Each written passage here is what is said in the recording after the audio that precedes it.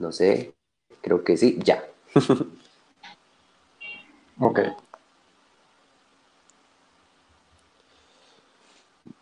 Bueno, listo. Ahí ya nos dice que estamos grabando y a veces nos pasa que no estamos, no parece, se demora un poco. Sí, yo lo estoy viendo ya. Me cercioro y empezamos. Ah, listo, sí, ya apareció. Bueno, entonces esperamos un poco que se conecte alguien. Ya hay 6 espectadores. Me imagino que nosotros 4 y 2 más. Vamos a compartir esto. Y nos fuimos. Bueno, muy buenas noches a todas las personas de la página Pensando en Lenguas. Dios los bendiga a cada uno de ustedes. Esperamos que esta noche podamos dialogar de una manera muy interesante, que podamos aprender, como hemos propuesto en esta página, tener un diálogo entre las diferentes formas de concebir algún tema, y en este caso, pues el tema sobre los dones espirituales. Esta noche se encuentran con nosotros unos invitados especiales que van a estar representando cada una de las posturas. Me imagino que ellos harán aclaración, si se sienten cómodos o no cómodos con el término, pero ellos básicamente hoy nos van a introducir al tema. Esa es la tentativa de esta noche, una introducción de diálogo a un tema que lleva bastante tiempo y que podemos pues aprender todos. Entonces, la primera persona que quiero presentarles esta noche es Oduber Miranda, de Barranquilla, si mal no estoy. Sí, De, Barranquilla, Barranquilla, y está Colombia. con nosotros. Por favor, Oduber, preséntate, por favor. Danos un saludo a Ok. todos los que nos te ven esta noche. Bueno, hermanos, es un placer estar con ustedes. Me agrada mucho el tema de la dinámica. Creo que son espacios necesarios. Mi nombre es Oduber Miranda. Vivo en Barranquilla, Colombia. Estoy casado con Danis Elena Cantillo y tengo un pequeño precioso de 5 años. Pues a nivel ministerial trabajo en la Iglesia Bautista Reformada de Barranquilla, Salvación y Vida Eterna, junto con otros 3 hermanos pastores, Alexander Mercado y Jesús Angulo. Cursé estudios de licenciatura con MINS, de el SRL, el Seminario Reformado Latinoamericano. También trabajo con ellos. Y bueno, trabajando en la iglesia y tratando de aportar en algo de lo que el Señor, de los dones que el Señor nos ha dado, ¿no? En esa parte. Sí, Entonces, me agrada la invitación y la idea es poder, pues, traer un poco de claridad sobre algunos conceptos y tratar de aportar en algo a que se socialicen todos estos temas de una manera amistosa y de una manera dialogante en medio de los hermanos, porque vemos tristemente a veces que por estos medios pues no hay una, digamos, adecuada ética del lenguaje a veces y todo eso sucede muy a sí. menudo. Entonces, bien importante pues el espacio. Vale, Oduber, muchas gracias por presentarte. Va a ser el exponente esta noche acerca del cesacionismo, y esperamos pues que nos expliques y nos aclares, pues en las redes sociales se prestan para todo. Aparte, acerca de la postura de los dones, está con nosotros esta noche Kenson. Y por favor, Kenson, salúdanos a todos los que te siguen y a los seguidores de la página. Amén, es un gusto poder saludarlos, hermanos y amigos. La verdad me pareció bastante interesante la propuesta de poder compartir, ¿no? De poder conversar, ya que estos temas, como lo decía nuestro hermano, son temas que se prestan básicamente para unas actitudes poco éticas y es difícil, ¿no? Es difícil porque las redes sociales te dan un anonimato. Pues bien, mi nombre, tal como lo dijo a nuestro hermano Manuel, mi nombre es Kenson, estoy sirviendo en una iglesia pentecostal, soy pues parte de ese grupo de trabajo ahí con los hermanos en diferentes áreas de discipulado. Actualmente estoy por estudiar una pequeña maestría en el CBTS y hace unos meses logré terminar un diplomado de Estudios Teológicos en el Seminario Bíblico William Carey. Así que aquí estamos esperando aprender, porque yo les decía a los hermanos y amigos de la página, yo a lo que voy es aprender tanto de una postura como de la otra, ya que la mía se encuentra, por decirlo así, bueno, luego vamos a hablar de eso, ¿no? Entonces vamos a aprender. Yo creo que vengo en el modo que muchos están acá, aprender, y nos vamos a edificar, es lo más importante. Listo. Kenson, muchas gracias por estar, igual a Oduber. Y bueno, con nosotros una persona muy querida también en las redes sociales, Luis, que ha aceptado muy amablemente también estar con nosotros. Por favor, Luis, yo creo que muchos ya te conocen, pero preséntate para los que no, por favor. Bueno, yo soy Luis Alberto Jovel, soy originariamente de El Salvador, ahí donde nací, pero después crecí en Estados Unidos, donde está toda mi familia, con la que crecí, mi mamá y mis hermanos, parte de mis hermanos. Y a los 17 años, porque estaba en la iglesia reformada, y un hermano llegó y me profetizó que yo iba a ser pastor en un lugar lejos. Es una cosa bien rara, porque tanto en la iglesia reformada de América estaba yo, tenía 14 años, y alguien me dijo, hermano, usted va a ser pastor. Yo yo dije, bueno, todos queríamos ser pastor a los 14 años. Después a los 16 años, yo iba en el bus, y en el bus para la iglesia, iba a una iglesia pentecostal ya en esos días. Me moví de nuevo con otro familiar a vivir. Estábamos en Los Ángeles, vivíamos en Paramount, otro suburbio lejos de Los Ángeles, y me moví a Los Ángeles y iba a la iglesia de Lim.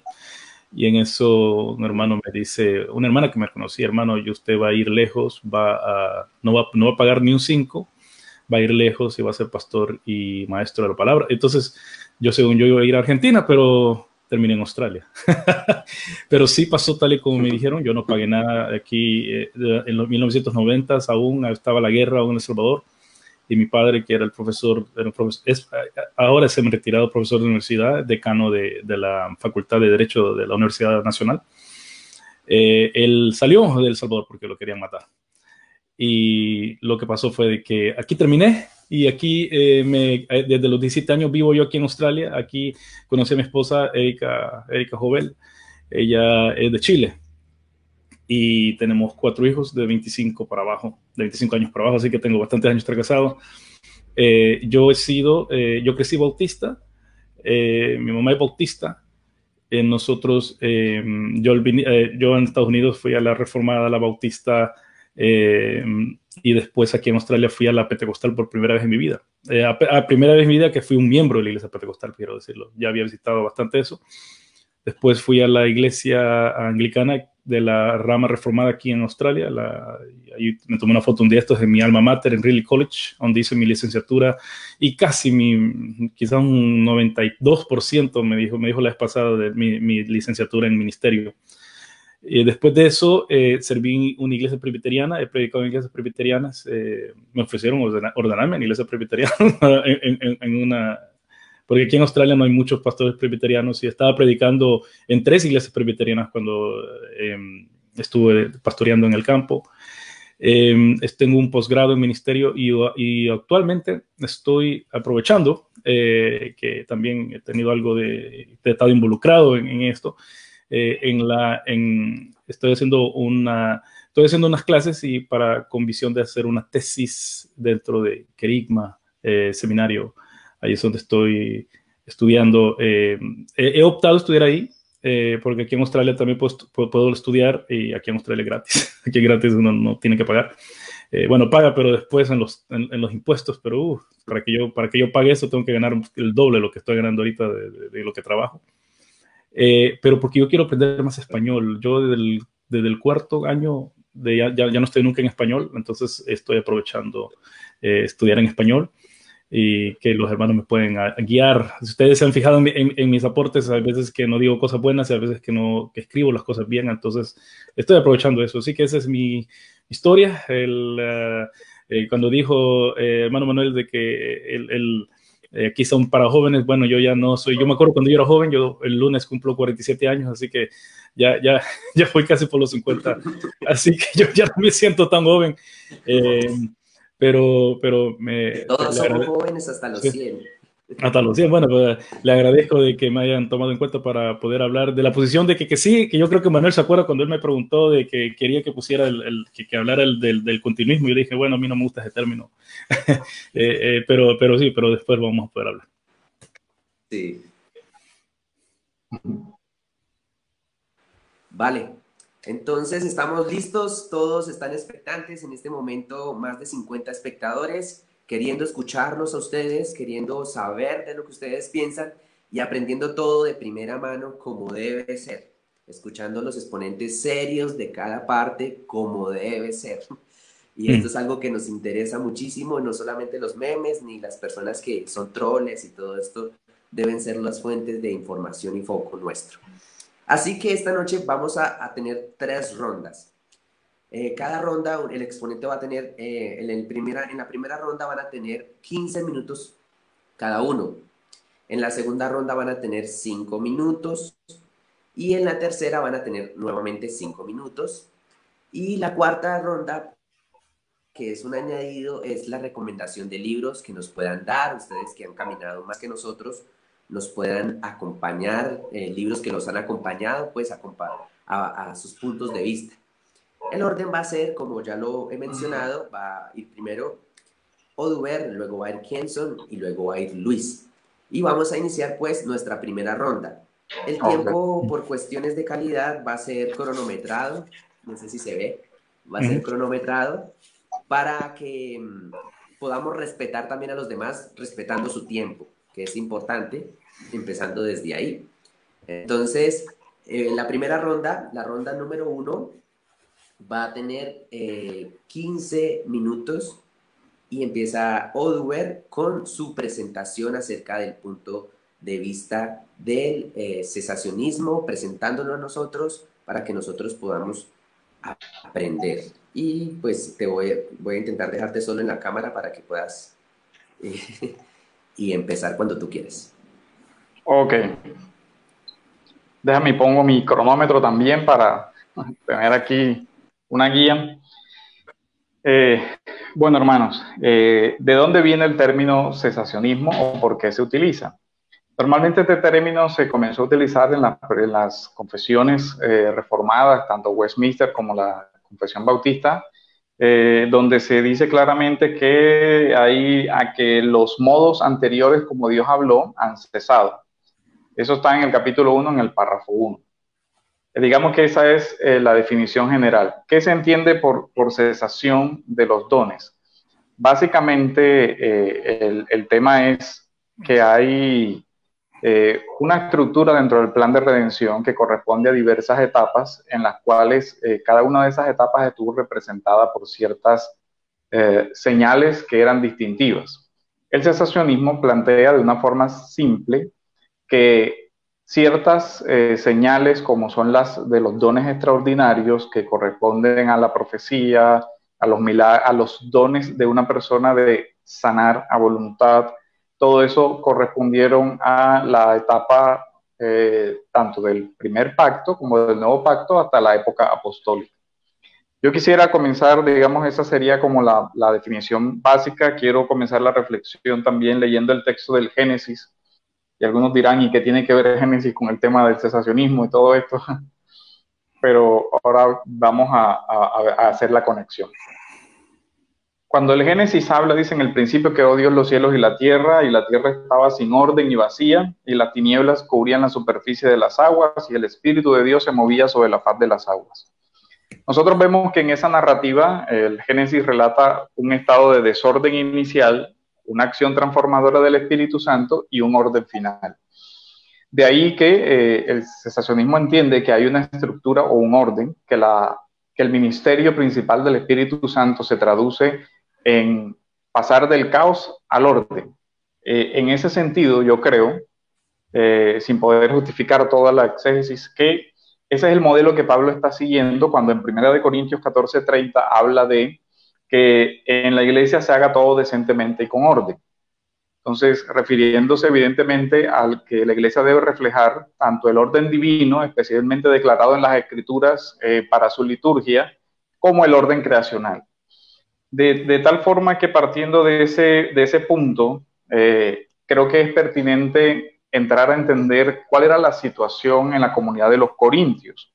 Cuando uno entra a Corintios, ve enseguida una gran cantidad de dificultades que uno podía calificar como desorden. Hay rivalidades, hay problemas de inmoralidad, hay problemas de herejía, algunos niegan la resurrección, hay problemas con la idolatría, hay problemas con las comidas, en fin, hay una cierta cantidad de conflictos. Dentro de ese marco entra entonces el tema de los dones. Lo que a mí me deja entender que parte de los dones, o los dones mal entendidos en ese aspecto serían parte del problema. Pablo en Corintios, en el capítulo 3, versículo 1, dice: así que hermanos, yo no puedo hablarles como a espirituales, sino como a carnales, como a niños en Cristo. Usa un término de niñez.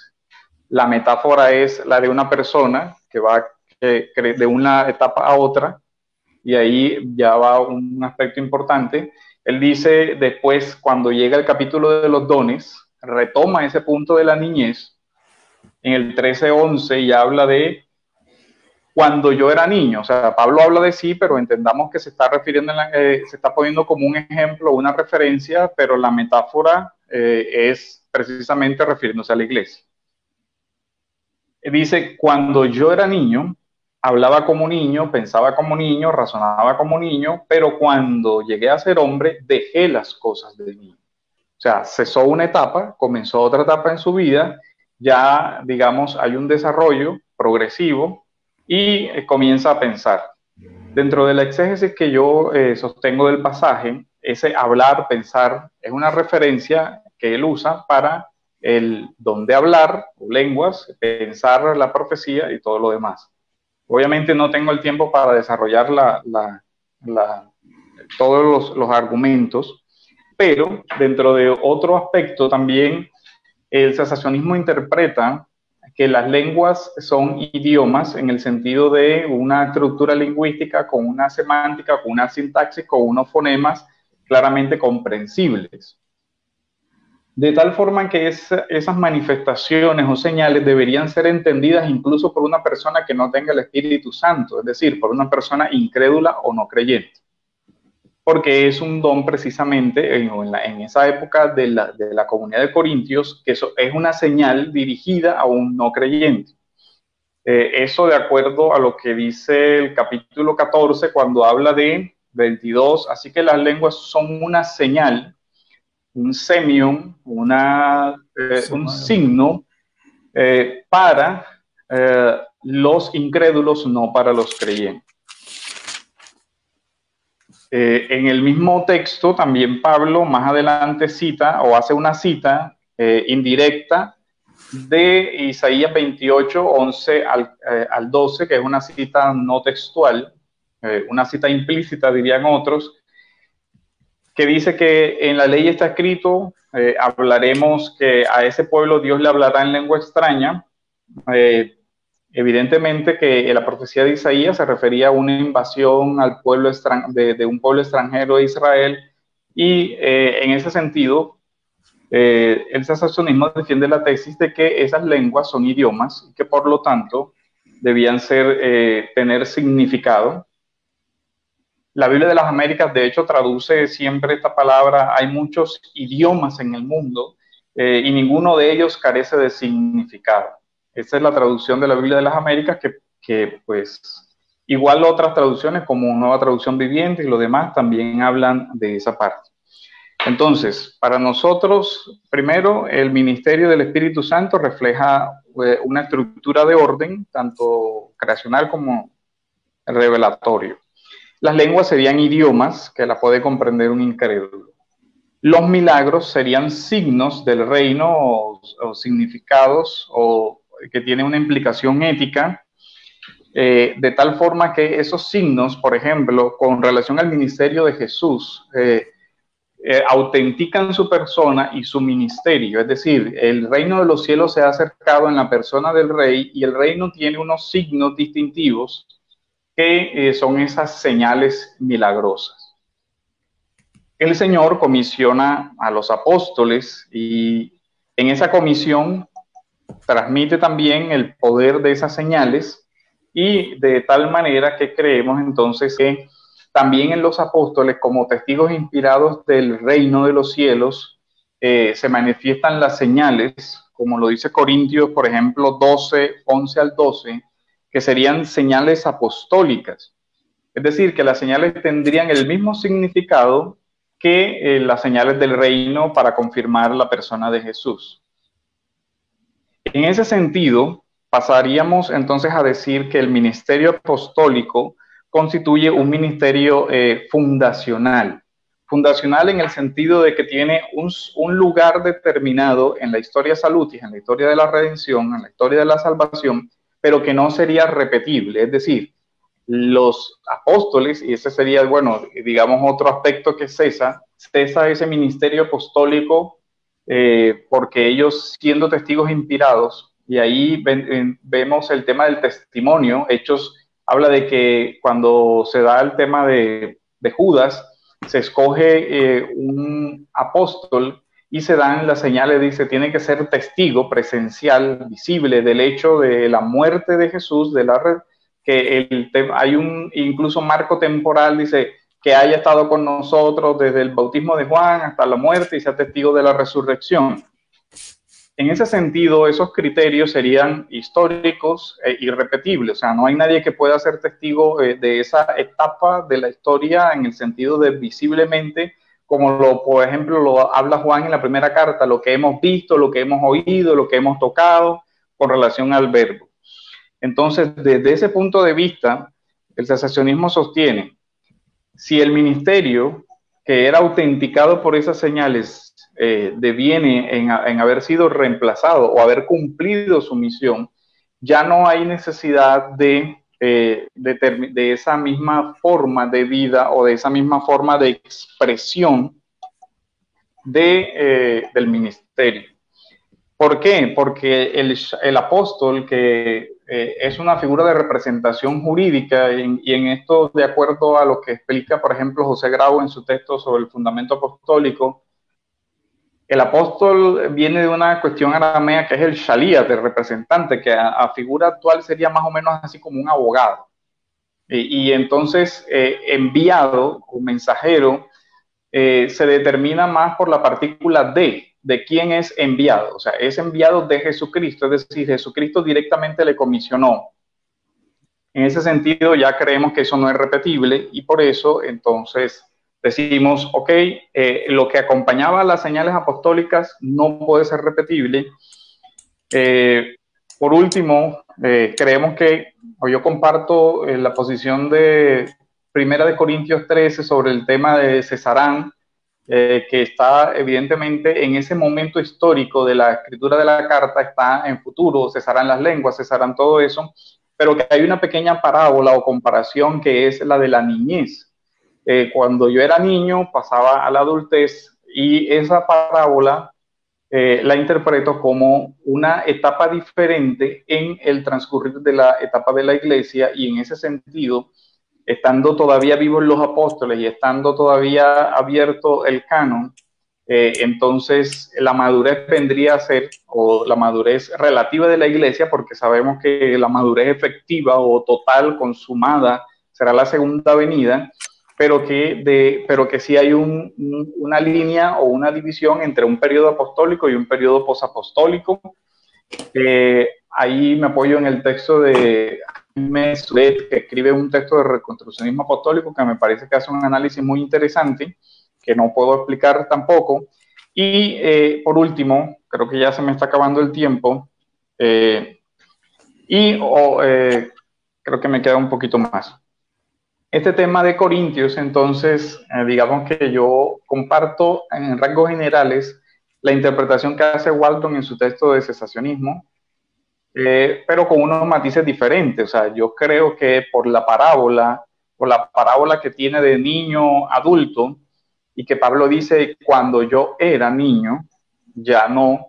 Evidentemente que Pablo no está hablando de una madurez completa, porque hay otros textos bíblicos donde Pablo habla de ese tema, y que la metáfora se referiría no a la persona de Pablo, sino a la iglesia como cuerpo ahí uso la analogía de Efesios 2, donde él habla de la iglesia como el varón perfecto que es asimilado y todo eso, de tal forma que esos serían, digamos, muy sucintamente los argumentos principales del cesacionismo. Queriendo hacer al final una aclaración, cesacionismo no es igual a antisobrenaturalismo, es decir, no es que nosotros creamos en un universo cerrado que no permite la intervención de Dios en su creación o la actuación directa, que sería de pronto la definición de milagro, donde no es una causa secundaria natural, sino una causa primaria sobrenatural que actúa. En ese caso nosotros lo que decimos es, no hay una persona que tenga la facultad de usar a su criterio, decir yo sano o yo profetizo o yo todo este tema. Lo que nosotros creemos es que esa forma o esa causa instrumental de Dios ya cesó. No quiere decir, de nuevo insisto, que no aceptemos que Dios pueda obrar hoy milagros como respuesta a la oración de una persona, o que Dios haga una actuación sobrenatural, como a veces de pronto se malinterpreta el término diciendo que encasillamos a Dios y que Dios no puede hacer X o Y. Por supuesto que Dios es soberano y puede hacer Él directamente X, Y y Z o todo lo que quiera, pues evidentemente que no es el punto del cesacionismo. Quisiera aprovechar esta última etapa para aclarar esa parte. No es sobrenaturalismo, no es antisobrenaturalismo, no se niega la acción milagrosa de Dios. Esa sería, digamos, de manera sucinta, la exposición de las razones del cesacionismo.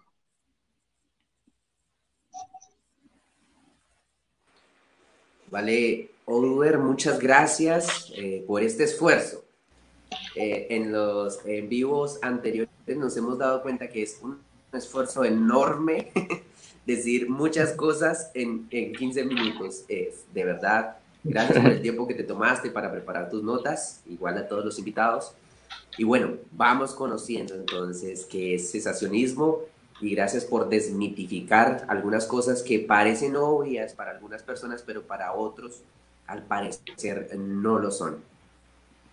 Así que, concluyendo pues esta primer aporte, seguimos en la primera ronda y va a hacernos la presentación de una visión moderada sobre los dones Jenson. Entonces, cuando tú quieras, por favor, inicia. Muy bien.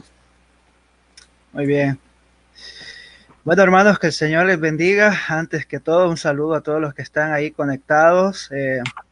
Hemos sido, pues, ¿qué podríamos decir? Enriquecidos con el aporte de nuestro hermano Oduber. Y creo que eso es lo que intentamos acá, juntos crecer, ¿no?, en el conocimiento mejor de la palabra y mostrar a los otros hermanos que estos temas se pueden hablar, que no hay necesidad de caer en actitudes sectarias o actitudes que dañan la comunidad cristiana o nuestra integridad propia. Son temas que no necesitamos caer en esas actitudes que no benefician a nadie.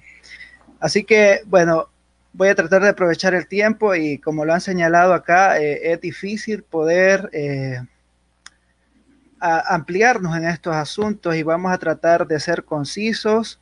Posiblemente hayan cosas que se me escapen y creo que los que estamos participando acá tendremos ese sentir, pero bien, antes de comenzar quiero apuntar 3 cosas. Lo primero es que este tema o lo que estamos hablando aquí puede haber mucha más profundidad, puede haber mucha más amplitud al respecto. Es decir, no estamos dando por sentado todo lo que aquí está, sino que puede haber aún mucho más. Al menos yo parto desde esa noción. Lo segundo es que, como mencioné al principio, el tema de los dones espirituales es uno de los temas que más controversia crea dentro de las comunidades cristianas. Sin embargo, debería ser abordado con madurez, con sabiduría y con humildad, no buscando daños, no buscando la marginación de aquellos que poseen una postura diferente a la nuestra. Y creo que poco a poco hay que ir cultivando esto. bueno, tanto en nuestras comunidades cristianas como en nuestras redes sociales. Y por último, y quizás esto puede hacer un poco de ruido, es que el entendimiento de este tema realmente no implica algo muy fuerte en cuanto a nuestra salvación, porque no somos salvos por entender plenamente un asunto de la teología, en este caso la neumatología, no somos salvos por eso. Sin embargo, es importante y es necesario ir ampliando a la luz de las Escrituras. Bien, entonces voy a pasar a describir la postura moderada. Hace más de un año, un colaborador, un editor de Deseando a Dios, que es la página de John Piper, el pastor del ministerio Deseando a Dios, un editor de esta página llamado Andrew Wilson, publicó un artículo que hasta la fecha ha sido utilizado y ha sido reutilizado para tratar de menospreciar la postura moderada. En ese artículo publicado por Andrew Wilson dice que la posición moderada o abierta pero cautelosa es una de las posiciones menos bíblicas que pueden haber, y lo único que Andrew Wilson busca en su artículo es llevarnos a la decisión de que la única opción en cuanto a este tema es el continuismo, que particularmente, como veremos, es una posición también aceptable y que deberíamos conocer. Sin embargo, lo que Andrew Wilson hace y lo que muchos hacen respecto a esta posición es caricaturizarla, pero me atrevo a decir que no solo esta posición es caricaturizada, sino también el cesacionismo, el continuismo. Se crean caricaturas para desvirtuar los argumentos, para desvirtuar el trasfondo exegético, el trasfondo hermenéutico de cada postura. Entonces eso no abona en nada, sino que únicamente nos coloca en una posición de ventaja bajo una caricatura. Si bien es cierto, esta posición es la menos conocida, es decir, poca gente te va a decir esto, prefiero ser blanco o negro, pero no decirte que soy moderado, porque alguien me decía, bueno, ¿y cómo es esto? Es que te reservas un poco en este aspecto de la vida o de los dones espirituales, y realmente, como veremos más adelante, no es así como funciona. Si bien es cierto, es la menos conocida, no deja de ser una postura viable respecto a este tema. Algunos eruditos que abrazan esta postura, tenemos a Donald Carson, creo que algunos de ustedes o muchos de los que están escuchando esta transmisión han leído literatura de Donald Carson, también de Robert Saussey. Son personajes muy conocidos dentro de la academia que abrazan la postura moderada en cuanto a los dones. Muy bien, dicho esto, ¿de qué se trata la postura abierto pero cauteloso? Básicamente, esta postura se define como aquella que cree o que afirma que los dones del Espíritu Santo existen, que están vigentes, pero que operan conforme a la soberana voluntad de Dios. No obstante, esta postura agrega que no se debe enfatizar o priorizar como el todo de la vida del creyente. Sé que es un concepto bastante somero, pero quiero detallarlo un poco más adelante. Posiblemente solo haga una referencia exegética, ya que el tiempo se nos va, y digo referencia porque sería muy complejo por el tiempo ampliarnos, pero bien, vamos acá. Entrando en detalle, ¿por qué se llama abierto pero cauteloso? Paso a describirlo de la siguiente manera. A diferencia del cesacionismo, esta postura afirma lo siguiente, a diferencia del cesacionismo. Las Escrituras, particularmente el Nuevo Testamento, no afirma que los dones hayan cesado después de la muerte de los apóstoles. Es decir, los dones siguen en la vida de la iglesia de Cristo. Posiblemente alguien me diga, bueno, pero no has leído que cuando los apóstoles murieron ya no hubo dones, pero ¿qué tal el documento antiguo llamado la Didache, donde nos habla acerca de apóstoles y profetas, donde se nos dan instrucciones de cómo debía que recibirlos y todo esto, que es el primer documento de la iglesia primitiva, podría reconocerse así. Entonces, el cesacionismo, en ese sentido, nosotros nos desprendemos de esa idea. El cesacionismo apela a pasajes como 1 Corintios 13:10, donde se nos habla de lo perfecto, idea que ha sido utilizada para referirse al canon. Sin embargo, voy a citar aquí a un comentarista muy reconocido, por eso les dije que era una referencia, porque si no, si nos empezamos a leer el pasaje, Joseph Fitzmayer, un erudito, dice en su comentario de 1 Corintios que a lo que se refiere lo perfecto se debate mucho, apenas está relacionado con la finalización del canon del Nuevo Testamento, ya que algunos han tratado de tomarlo, ese significado. Sin embargo, es extraño, es ajeno al contexto del pasaje de 1 Corintios 13. Fitzmayer argumenta que esta palabra dentro de su contexto puede estarse refiriendo a la madurez cristiana y nos lleva a otras partes de la misma carta, por ejemplo en capítulo 2, versículo 6. No obstante, parece que otros argumentan que esto se refiere a un aspecto escatológico, al escatón, al día del Señor. De hecho, Thomas Schreiner, otro personaje reconocido, Thomas Schreiner, en su libro Dones Espirituales, dice que, o está a favor de la posición de que esto es un pasaje escatológico. Él dice en su libro Dones Espirituales: sabemos de verdad, pero no de manera comprensible y exhaustiva, solo lo sabremos completamente cuando Jesús regrese, cuando lo veamos cara a cara. Entonces, 1 Corintios 13 no nos está diciendo específicamente que el canon es lo perfecto, sino que nos está hablando del crecimiento de la vida cristiana y que se consuma, obviamente, cuando estamos con Jesucristo cara a cara, porque ahí seremos tal como Él es. Entonces, la postura abierta pero cautelosa es abierta en el sentido de que los dones son vigentes. Los dones son parte de la iglesia, son parte de las comunidades cristianas.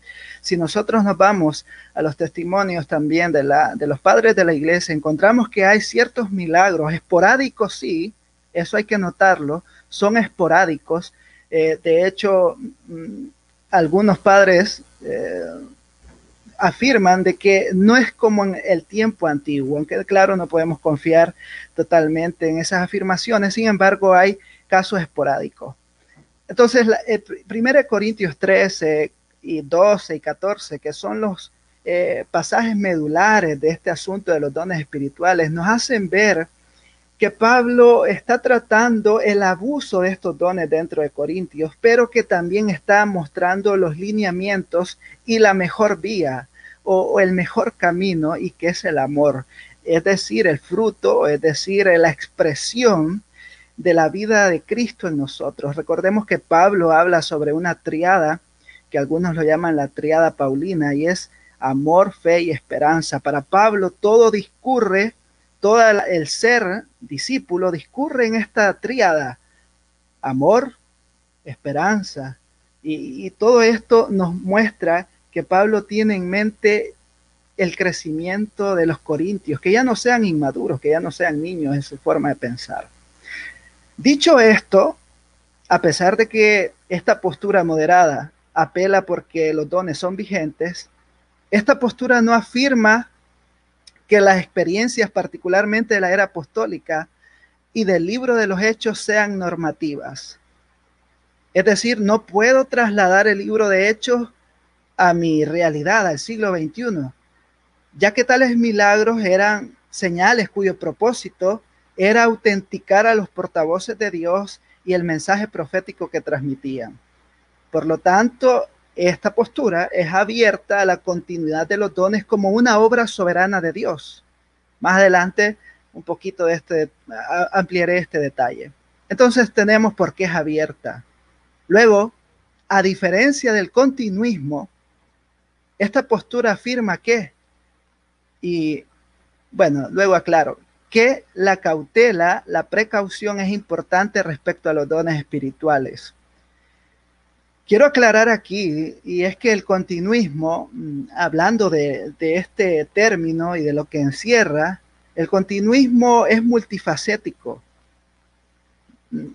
Cuando nosotros hablan de continuistas, pensamos en pentecostales, pero realmente el ser continuista es multifacético, no hay algo definido, simplemente en la obra del Espíritu Santo dentro de la iglesia, vigente. Pero dentro del continuismo encontramos el pentecostalismo clásico, encontramos el neopentecostalismo y otros movimientos de la tercera ola. Hago esta aclaración en el sentido de que no todos los continuistas son desprevenidos o descuidados o negligentes y que dicen amén a cualquier cosa, porque esa es una caricatura que muchos utilizan aquí en las redes sociales, que la gente que es pentecostal o que es continuista es una persona que es ignorante, y eso, aparte de ser una ofensa, es muy lejos de la realidad, porque el movimiento continuista es multifacético. Y es una caricatura muy utilizada, lamentablemente, esto. No obstante, a manera general, el movimiento continuista carismático tiende a enfatizar la experiencia. O sea, de manera general, no digo en cada caso especial o en cada rama específica del continuismo. De hecho, Douglas Oz, miembro del Seminario Teológico de las Asambleas de Dios, advierte sobre esto, siendo él un pentecostal, advierte algunas cosas. Por ejemplo, las señales y las maravillas a veces se pueden elevar sobre la verdad. Ejemplo de ello tenemos lo que es el neopentecostalismo, que se utiliza como la figura ilustrativa de todo el movimiento continuista, cuando no debería ser así. Lo segundo que dice Douglas Oz es que los dones proféticos se pueden usar para manipular y engatusar en lugar de alentar. Y eso es una realidad. Mucha gente, y no vamos a entrar en detalles, utiliza los dones como una herramienta para sus propios fines. Algo que realmente Dios les va a pedir cuentas. Dos cosas más. Los pentecostales deben saber que no pueden aceptar ningún grupo que afirme, dice Douglas Oz, la continuidad de los dones sin ningún compromiso doctrinal. Douglas Oz está enmarcando que no solo se trata de sentir, de que me habló el Espíritu o cosas similares, sino que dice, hey, aquí debe haber un cuerpo doctrinal, debe haber un cuerpo teológico que ampare la experiencia. Y dice finalmente Douglas Oz que los pentecostales no deberían convertirse en pragmáticos, en que los fines milagrosos justifiquen cualquier medio, incluida la manipulación de alta tecnología, es decir, estos grandes eventos donde la gente cree que el Espíritu Santo las ha tocado cuando posiblemente ha sido nuestra propia o una propia inducción debido a todos estos eventos. Pero Douglas Oz lo que está señalando es que no se puede elevar la experiencia sobre la Escritura. Muy bien, a diferencia del continuismo, esta posición afirma que no deberíamos exigirle a Dios que use los dones espirituales de la misma manera que lo hizo en el libro de los Hechos. Creo que la mayoría de continuistas serios estará de acuerdo con esto. Sí, el Espíritu Santo obró en ese tiempo, eso afirmamos nosotros también, pero no podemos replicar tal cual lo que ocurrió en el libro de Hechos, porque fueron situaciones específicas. El libro de Hechos es una narrativa histórica, claro, guiada por el Espíritu, y algunos dicen que este libro debería llamarse Los Hechos del Espíritu Santo, pero es una narrativa que no se convierte en norma. No es una norma que tal cual así debe seguir. Nos da un parámetro, un modelo, un paradigma, sí, pero no nos invita a replicarlo en nuestra realidad. Y esa es una de las debilidades que posiblemente, no todo el continuismo, pero sí una rama de este espectro tiene. Y es que intenta que todo lo que ocurrió en Hechos y que todo lo que hizo Pablo y que todo lo que hizo los apóstoles sea de manera idéntica en la actualidad. Y ese es un detalle que esta posición difiere. Sí, los dones existen, pero no esperamos que sea tal cual el libro de Hechos. Y por último, en este sentido, La prioridad de la vida cristiana no son los dones o la experiencia, sino el vivir para el Señor. Si nosotros nos fijamos en las palabras de Pablo y en las palabras de Jesús, encontramos un vínculo en cuanto al ser discípulo. Y precisamente no es tanto las señales milagrosas o los dones espirituales, sino que es el continuo seguimiento de Jesús. Pablo dice, imitadme a mí, así como yo imito a Jesús, parafraseando a Pablo. Entonces hay un proceso de seguir al Señor, de ir en busca de Él, de ser como Él, de vivir para Él. Entonces, en resumen, no sé cuánto tiempo me queda, para concluir, esta postura, abierto pero cauteloso, ¿cómo podría definirse? Básicamente es en sujetar toda experiencia carismática o espiritual a las Escrituras. Simplemente eso, que lo que yo estoy sintiendo, experimentando, viendo, ya sabemos que Jonathan Edwards tuvo experiencia y que sacó ese libro o esa parte de una de sus obras llamada Los afectos religiosos. Todo eso debe verse a la luz de la Escritura. No marginando el obrar del Espíritu, pero tampoco sobreponiendo mi experiencia, que puede ser trivial. Así que, perdón, creo que me pasé de tiempo. Perdón. Vale, Kenson. ¿Listo? Gracias. De nuevo te agradecemos a Oduber, a Kenson ya por presentar su punto de vista, por aclararnos aquellas dudas que tenemos. Continuamos en la ronda número 1 presentando cada posición y estará pues presentando, como lo quiera llamar Luis, el continuismo. Entonces, por favor, Luis, cuando quieras. Sí, bueno, empezaré diciendo eso, que por qué yo me opongo al continuismo, que se llama así, porque eso es como se le llama, los opositores después de la Reforma, le llamaron aquellos cristianos de que creían de que los dones estaban aún vigentes. Entonces, a mí me llama la atención lo que dice, bueno, Michael Brown, que es uno de los que le respondió a John MacArthur de Fuego Extraño. Pero antes de eso, Jack Beer, él escribe de que si se le da a alguien una Biblia y simplemente la tiene que leer, el personaje, tal persona no va a llegar no llega a la conclusión que los dones cesaron.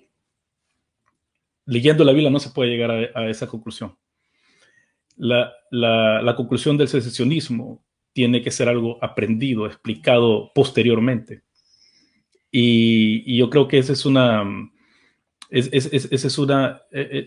forma de verlo bien perspicaz, porque si la iglesia no llegó a creer que los dones cesaron, por ejemplo, en la posición secesionista, que después lo voy a decir, de que los dones, que ciertos dones, o los dones que también eso de dones milagrosos y los otros dones que se ha hecho, esa diferencia que se ha hecho, Pablo la destruye con el capítulo 12 de 1 Corintios, donde dice que donde los corintios han puesto los dones de las lenguas y de las revelaciones arriba, Pablo lo pone todo a nivel igual, mientras que el secesionismo ha de vuelta encajado como los corintios, han encajado los dones revelatorios, milagrosos, los ha encajado en ciertas formas para poder justificar su posición. Pero bueno, voy a empezar con un pasaje que a muchos no les gusta.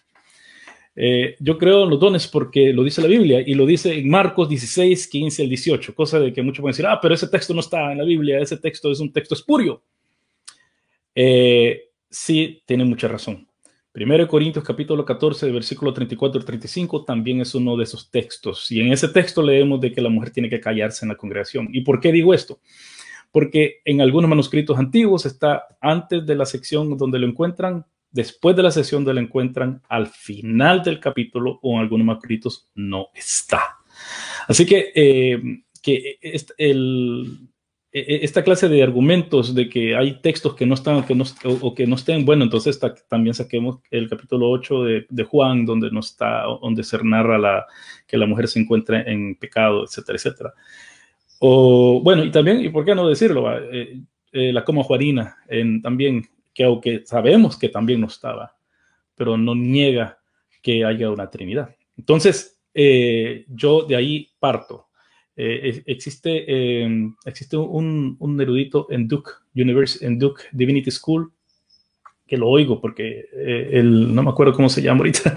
Él ha hecho bastantes investigaciones acerca de que si de Marcos 9:20 son parte del Evangelio. Y yo creo que sí, porque lo vemos si casi todo, si no todo lo que Marcos habla ahí, lo vemos en el libro de los Hechos. Así que, ¿por qué tenemos que dudar?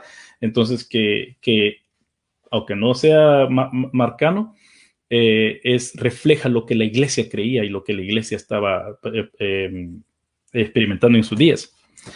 Lo otro es esto de que en Hechos 2, donde habla acerca de, Pedro está hablando acerca de lo que va a venir, el 28-29. Bueno, en Hechos 2 vemos que Pedro hace la referencia a Joel 2, 28-29. Entonces, estamos viendo de que algo nuevo está pasando. Estamos viendo, si hablamos de Génesis, como Oder lo mencionó, también podemos ver cómo Dios está volviendo a poner algo en orden, en este caso de que las lenguas de Génesis, en la Torre de Babel, que vemos la confusión de lenguas, ahora estamos viendo que todo está volviendo a entenderse. Cosa de que también yo creo que el secesionismo ha hecho el mismo error que ha apuntado Kenson con respecto a querer hacer ciertas cosas normativas, y eso lo vamos a ver después, porque en Hechos todos entienden las lenguas, pero después en Hechos 2 todos entienden, pero después en Hechos 10 y 19 nadie entiende. Y en 1 Corintios es cierto que las lenguas son para que la profecía son para las lenguas son para los incrédulos. Voy a leer un poco más ese texto. Pero también Pablo alega de que la lengua no se entiende, que nadie va a entender la lengua y que la lengua son para oración personal. Así que ahí, en Hechos, para mí es importante ver de que Hechos 2 habla acerca de lo que va a pasar dentro de este nuevo pueblo de Dios. Y si algo así, al menos las lenguas o los dones no se dan aún, no hay sueños, no hay visiones, somos parte del pueblo de Dios aún nosotros, o es algo que ya se quedó atrás y que no se aplica ahora. Eso es una cuestión exegética también, y también de la teología pactal, que como yo concibo la teología pactal es muy diferente como la fe reformada lo concibe. Yo lo veo más bien bajo los ojos de una teología bíblica. 1 Corintios 12:14. El 12 habla de diversidad de dones, el 13 de qué sirven si no hay amor, y el 14 cómo se administran. Esa es una forma un brachazo bien general de los capítulos. Pero sí podemos decir de que en el 13 es una apelación al amor, y el 13 habla acerca de las lenguas de ángeles, que muchos dicen que no, que es una... Yo eso lo he hecho, disculpen que voy a hablar de esto, lo dijo Bel, si ustedes ponen lenguas ángeles, ahí yo he puesto dónde está en la literatura del Segundo Templo ese lenguaje también, y dentro de la literatura del Segundo Templo. Así que por muchos años la gente creía de que Pablo está hablando en hiperbole, y no, ahora sabemos que no, que está hablando en hiperbole, simplemente está hablando algo que dentro del judaísmo del Segundo Templo era un dado, no es hiperbole ni nada de eso. 1 Tesalonicenses 5:20 dice que no hay que despreciar las profecías. Este problema no solamente pasaba por lo visto, porque mucha gente dice, este problema son los corintios. No, también en Tesalónica estaba pasando eso de que habían profecías que eran rechazadas, y después en 1 Timoteo 1:18 dice de que se habla que Timoteo recibió profecías. Ahora, si vamos a decir que a dónde están porque esa es una de las cosas que siempre los secesionistas dicen, ¿dónde están las profecías esas que habla la Biblia? Si no es profecía, no está escritura, porque siempre dicen que si hay profecías ahora hay que ponerlas atrás de la Biblia, hay que seguirle poniendo más capítulos o más, pero eso, primer siglo, la gente lo pensó así. Entonces, ¿por qué yo tengo que pensar eso?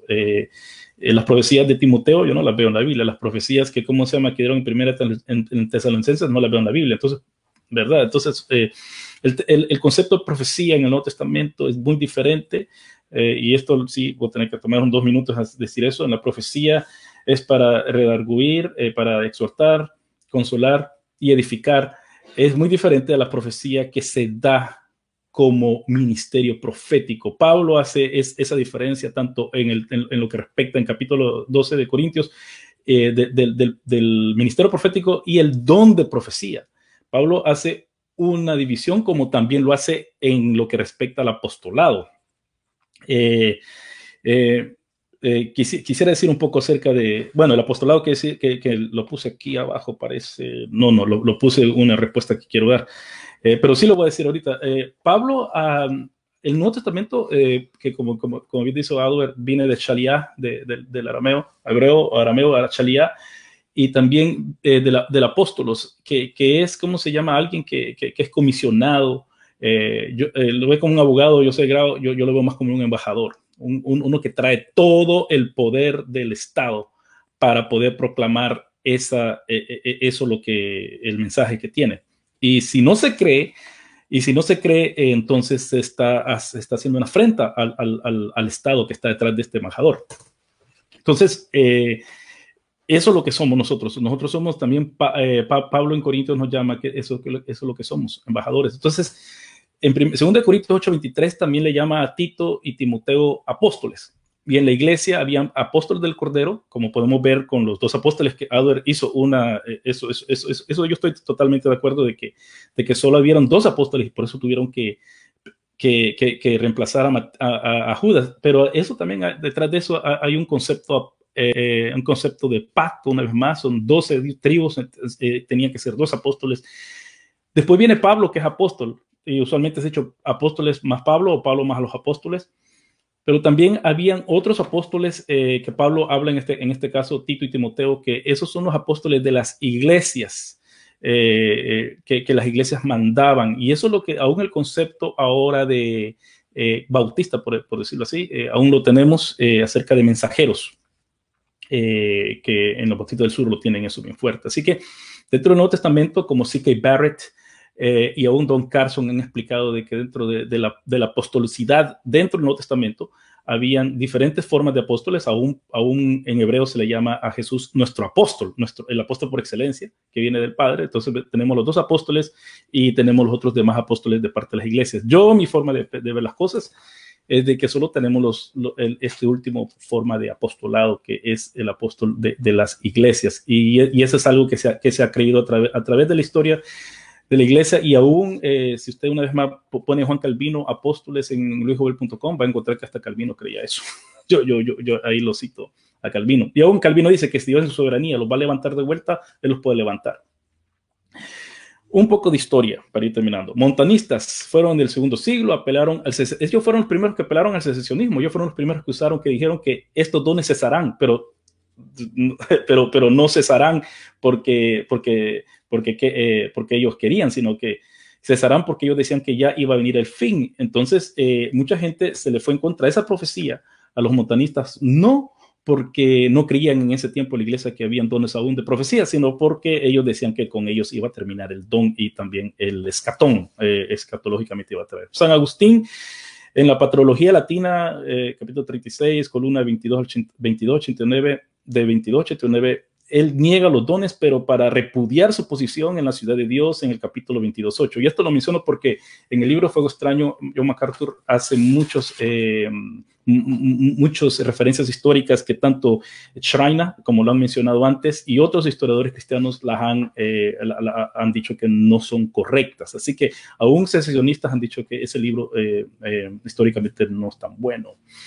Fue Santo Tomás de Aquino que promovió el entendimiento que los milagros de Jesús fueron suficientes para que la obra de Jesús, para que se creyera la obra de Jesús, y no necesitaban más dones en el tiempo de Santo Tomás de Aquino. Así que él fue el primero en la historia que dijo eso, de que ya no se necesitaban los dones, porque ya los dones ya pasaron y eso es suficiente y por lo tanto nosotros ya no necesitamos tener más de esas cosas. Y eso es en su comentario de Mateo 10.1, página 818, y esa suma teológica, lo hice muchas veces, pero en su suma teológica 2, sección 2.9, etcétera, porque tiene bastantes cosas. Así que, pero estos son las primeras personas de la historia. Después venimos los reformadores, vemos como Calvino también, y los demás reformadores, por los entusiastas, les decían ellos. No les decían continuistas en esos tiempos, les decían entusiastas.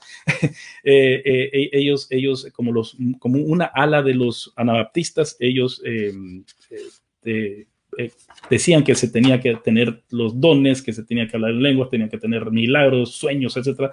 Hicieron muchos estragos y por lo tanto ellos rechazaron eso, pero fue Warfield en los 1800 que cristalizó el pensamiento secesionista con su libro que yo solo en inglés me lo sé, Counterfeit Miracles, o milagros mentirosos o falsos.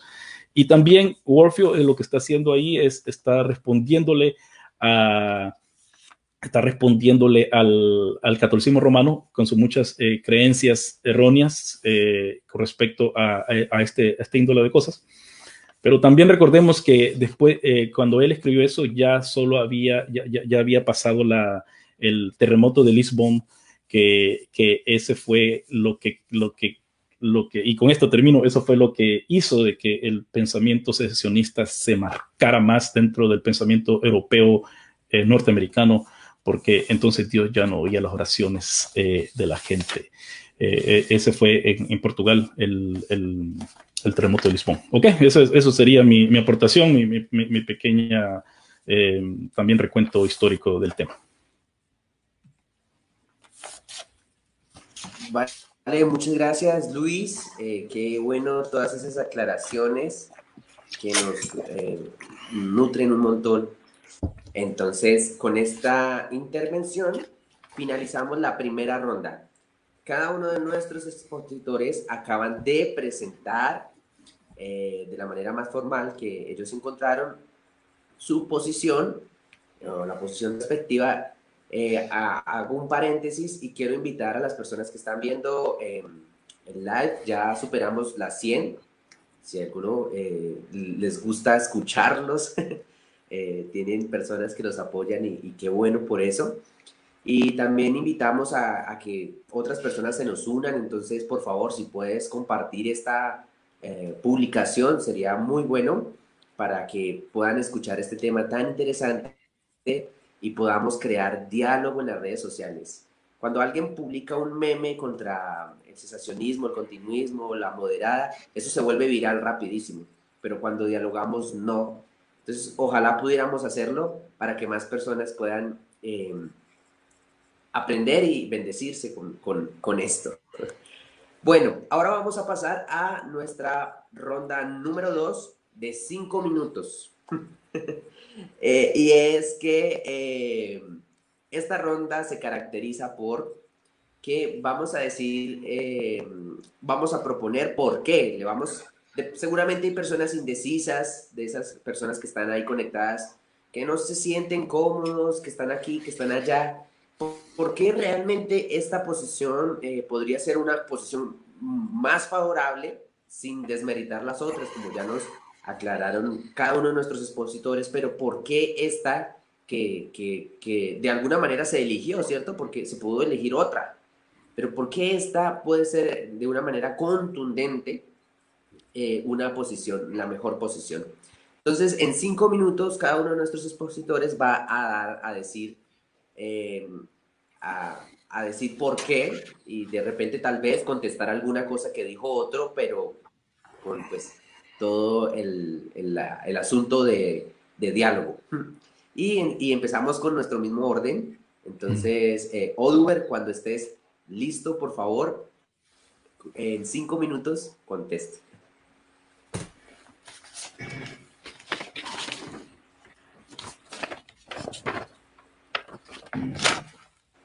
No te escucho. Estás silenciado. Ya te silencias. Ya estás. Ok. Ahora sí. Bueno, el primer punto sería,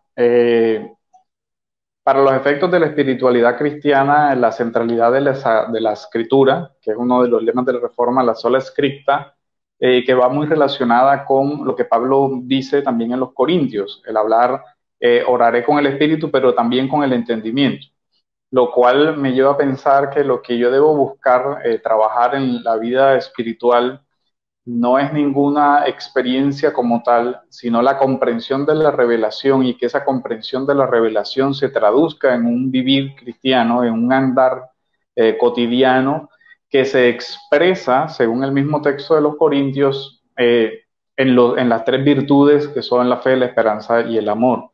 Y precisamente dice, permanecerán estas tres. Por lo tanto, nosotros creemos que la espiritualidad debe centrarse en la escritura, y la escritura muestra que el gran mandamiento es precisamente el amor. El énfasis entonces en el amor creo que da un énfasis en la vida cotidiana muy personal, porque el amor a Dios no es el amor a una idea, sino la relación con una persona. También porque guarda de los peligros que tienen que ver con el misticismo, porque creemos que esa postura abre a una gran cantidad de cosas que son realmente peligrosas para la iglesia.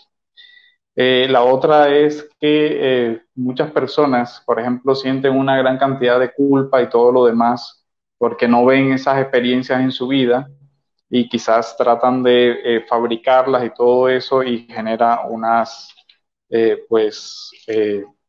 dificultades. Con relación a lo que comentaron los otros hermanos,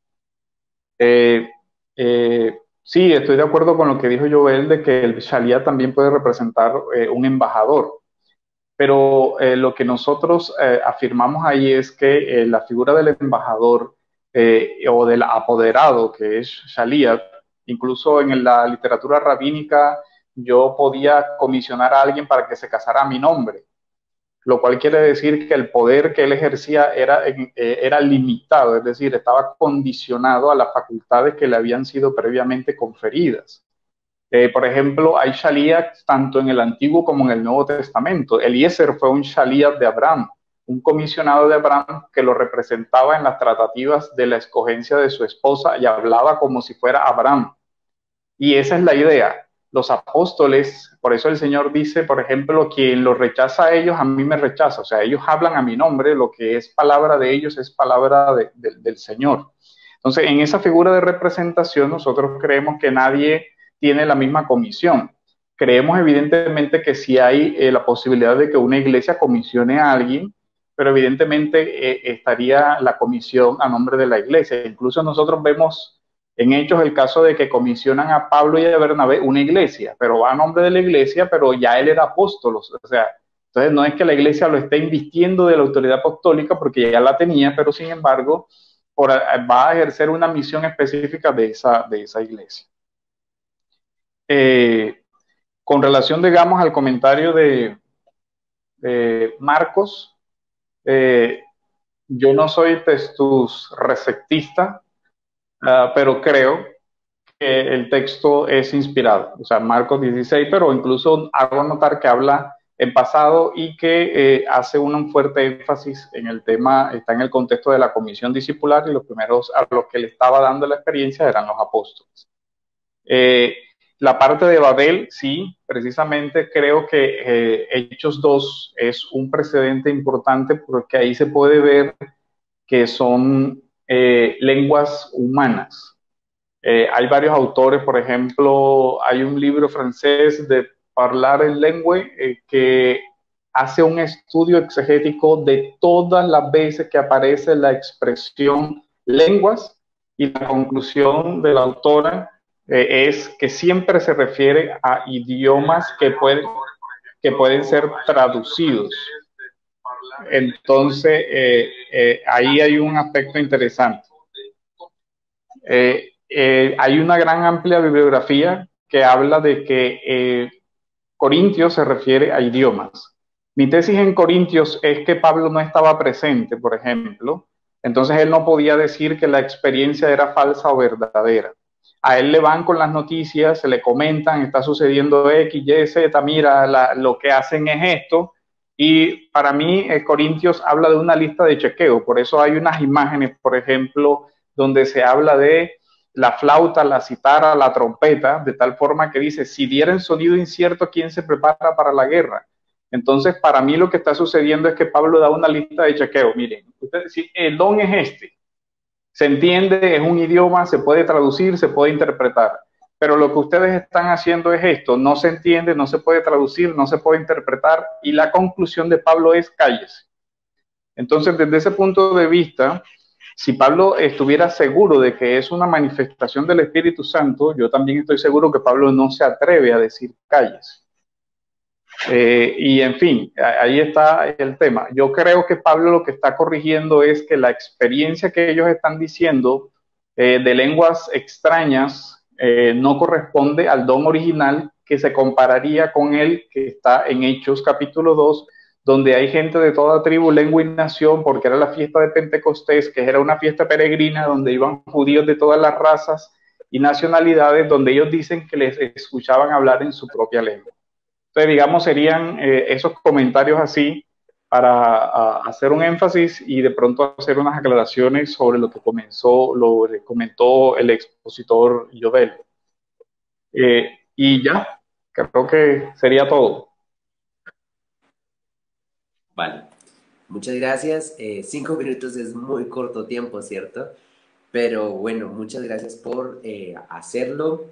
Y me gustó mucho eso, aquello de las personas que tratan de intentar tener experiencias espirituales y las falsifican, la imitación.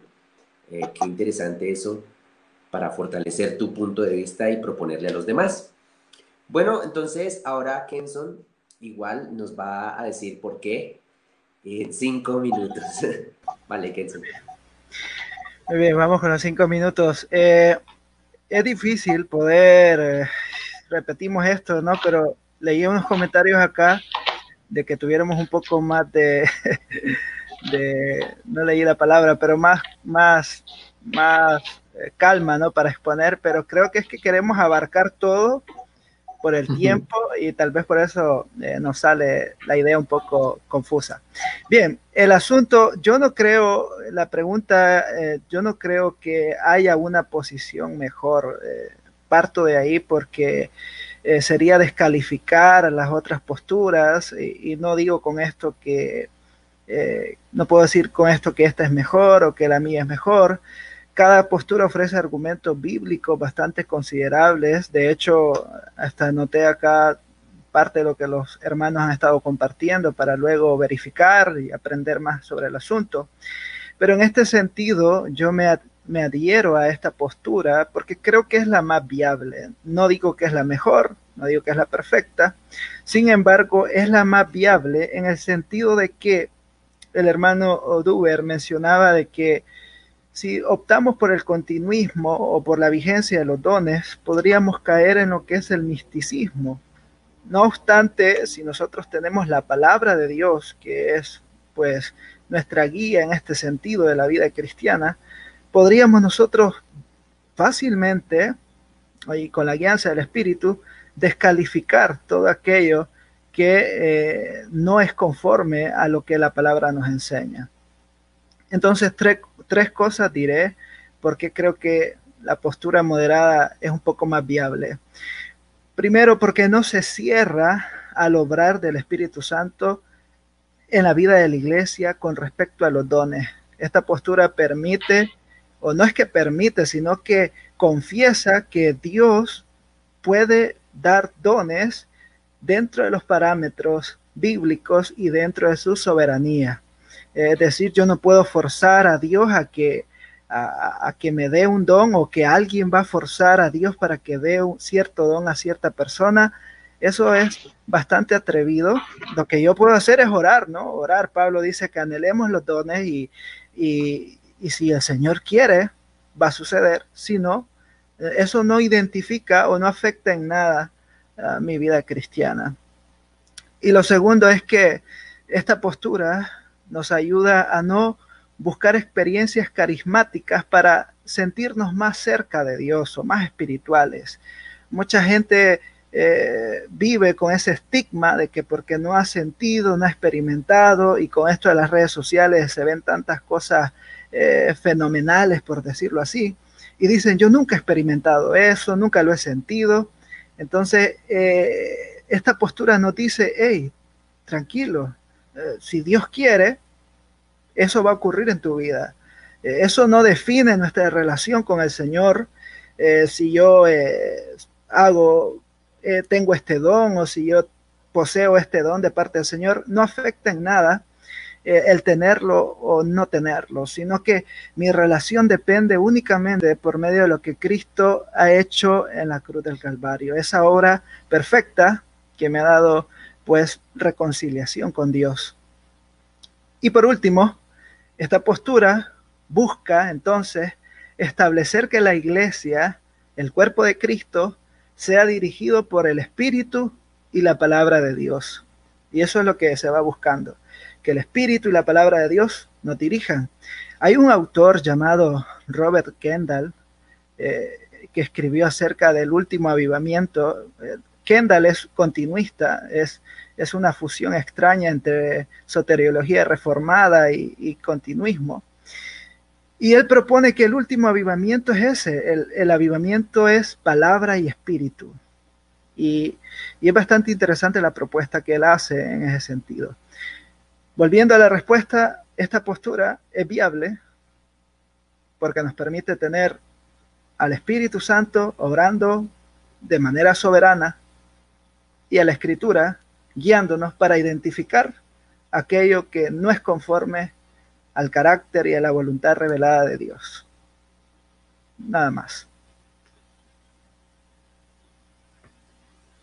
Vale, Kenson, muchas gracias.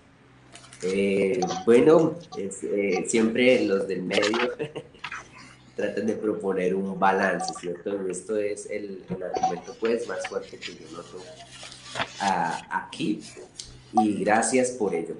Entonces vamos con la última participación de la ronda 2, que es Luis, quien también nos va a contestar la misma pregunta en 5 minutos. Ya.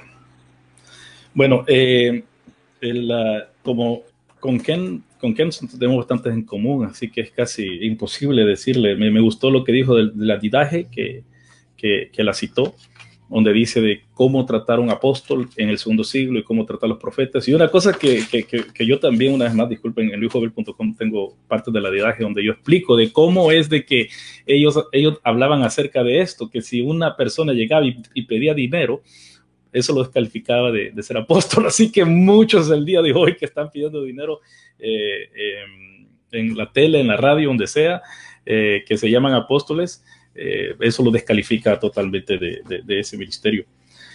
Sí, hay casos esporádicos de cómo durante la historia el Dios ha derramado, por decir así, su espíritu una y otra vez, y no es algo consistente, pero como San Agustín dice que es porque la gente no cree y por la carnalidad de la gente, no es por... Y aquí es donde entra la cosa de la soberanía de Dios. Si alguien creía en la soberanía de Dios era San Agustín, hasta se le ha culpado últimamente de maniqueísta por esa posición. Pero él aún toma eso en cuenta de que no porque Dios no tenía poder de hacer esto, sino por la carnalidad y la incredulidad de las personas. O sea que en eso San Agustín quizás es un poco diferente con muchos contemporáneos. Sí, el movimiento continuista enfatiza la experiencia. Ahora, esto es una, ¿cómo se llama? Espada de dos filos. Porque si leemos los salmos, ¿qué es lo que enfatizan más? Enfatizan el éxodo, enfatizan una experiencia. Entonces, ¿qué es lo que enfatiza Pedro cuando le dicen lo que hemos visto? También lo decimos, entonces enfatiza experiencia. Entonces, el secesionismo, como he dicho, tomó fuerza después de la Ilustración, y ahí es donde con David Hume y con ese pensamiento de que las experiencias son muy subjetivas, por lo tanto no tienen que tomarse en cuenta, de ahí es donde viene ese rechazo de la experiencia dentro del secesionismo. que yo creo que es una buena respuesta. Yo creo que quiso traer, bueno, Hume y todos los de la Ilustración quisieron destruir en sí el pensamiento de fe, de la resurrección de Cristo, etcétera, etcétera. Todos esos eventos milagrosos, porque la Ilustración no solamente dice que no hay milagros ahora la Ilustración dice que nunca hubieron milagros. Entonces se fueron al otro extremo.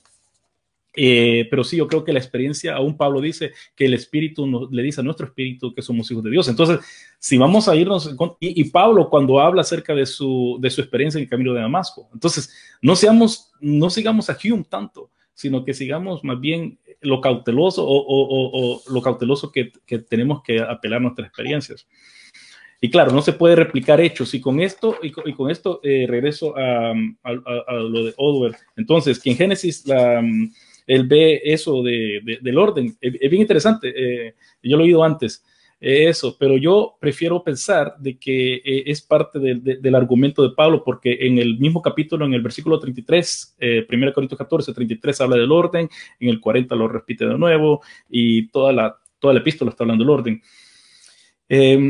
Las lenguas del capítulo 2 y la explicación que Pablo da es diferente a la explicación que da Pedro, y ahí es donde está, ahí es donde se hacen los comentarios prácticamente, y en las revistas teológicas de eso se habla.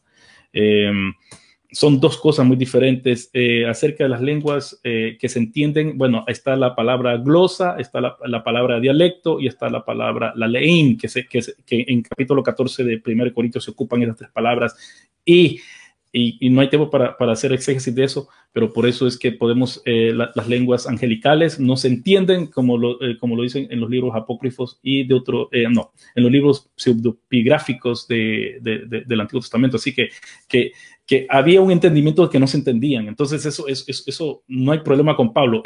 Una vez más, el problema es con nosotros, que queremos, así como Bart Ehrman quiere saber la historia exactamente, nosotros después de la Ilustración también queremos saber que tiene que ser una lengua, y yo también tengo estudios, mejor dicho, documentos donde sí hay lenguas, como por ejemplo en los oráculos de Delphi, que no se entienden las lenguas, ahí no se entiende. Así que no en todo la literatura antigua se tiene que entender una lengua necesariamente.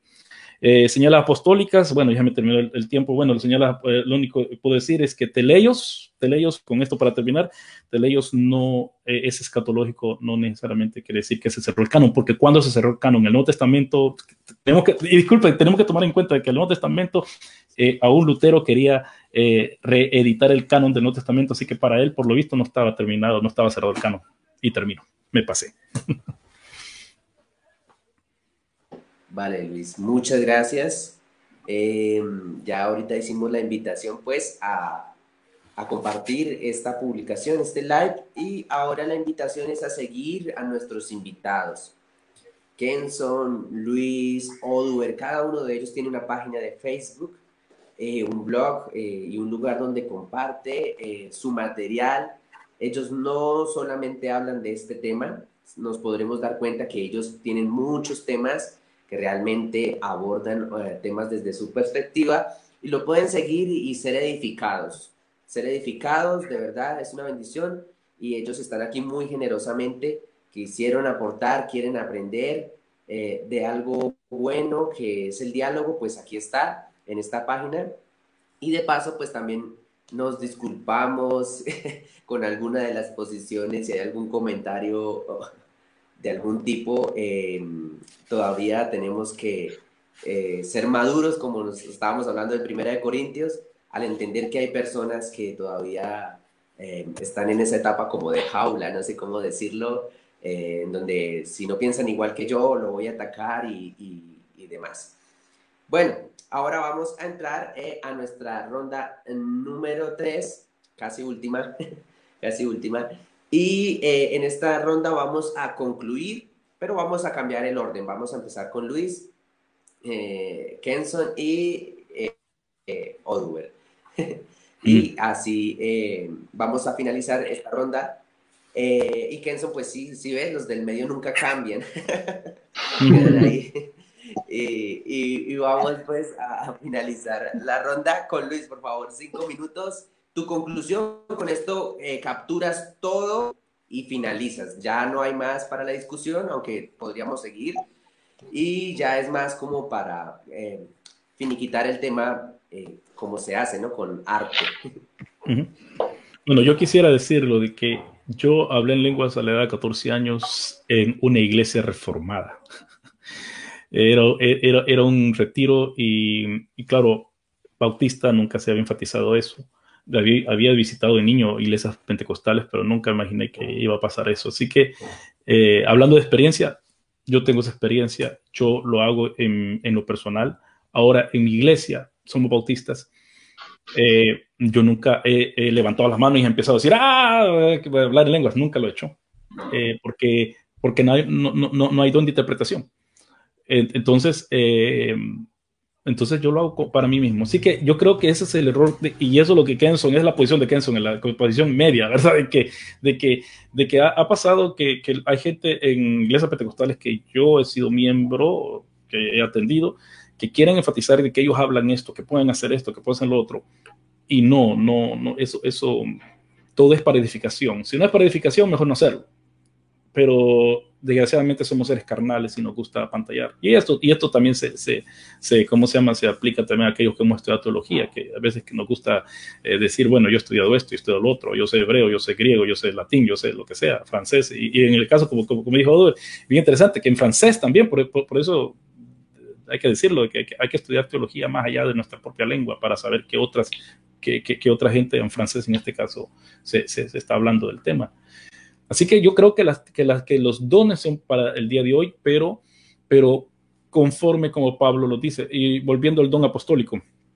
El don apostólico, Pablo lo define de una forma, hay 3 formas de verlo. Y eso como se dice, alguien me ha dicho que hay 4 formas. Bueno, yo no he llegado hasta ese punto, pero sí, yo creo que la última forma es la que se acepta, porque esos son los dones que más tienen contienda el día de hoy. Claro, alguien tiene un llamado apostólico, ok, vaya a plantar iglesias y enseñe lo que los apóstoles del Cordero más Pablo enseñaron, pero no vaya a salir con otra cosa. Si sale con otra revelación, es un hereje, ¿verdad? Entonces, igual como el tema profético, como yo les dije, a mí me profetizaron a los 14 años de que yo iba a venir a Australia. Todo se hizo realidad. Entonces, voy a negar yo eso, y no solamente en mi experiencia, sino que en la experiencia de otros hermanos y hermanas que han tenido experiencias así, no se puede negar. El tema de sanidad, hay gente que sí se ha sanado, y cuando dicen de cómo se llama, ¿y por qué ahora que está la pandemia? La gente dice, ¿por qué no ya entran y van a sanar a todos los hospitales? Bueno, lo mismo le dijeron a Jesús, viniste a tu propio pueblo y no sanaste a nadie, o sanó muchos, o mira, está en la cruz, a otro salvó, ahora sálvate tú. Esa forma de denigrar, si las personas... Si el don está operando aún en personas, porque una cosa sí que quisiera, lo que dijo Albert tiene razón, nadie tiene la disposición de obrar dones, nadie. Todo se hace en el nombre de Jesús. En el nombre de Jesús se hace. No es que diga, yo tengo este don y te voy a sanar. No, momento. En el nombre de Jesús. O sea que el loco que dice, yo te voy a sanar porque tengo este don, eso no ha entendido el evangelio, eso no ha entendido el mensaje. Por lo tanto, es en el nombre de Jesús que se sana la gente, en el nombre de Jesús que se ora por la gente. Nadie en la historia de la iglesia, ni en la palabra, nadie que sabe la palabra, mejor dicho, va a decir que yo tengo el don y por lo tanto yo te voy a sanar. No. Si alguien me hizo eso a mí, le digo, no, entonces no eres por mí, porque vos lo vas a hacer, me estás orando de tu carne, y no, tenés que hacerlo en el nombre de Jesús. Nadie tiene eso, y eso es la soberanía de Dios es tal de que Él ha querido obrar sus sanidades a través de personas. También a través de la oración. Y la oración, ¿quién la hace? No la está haciendo al aire. La oración la está haciendo un ser humano. La oración del justo trae restauración. Si alguien me puede decir el texto, la oración del justo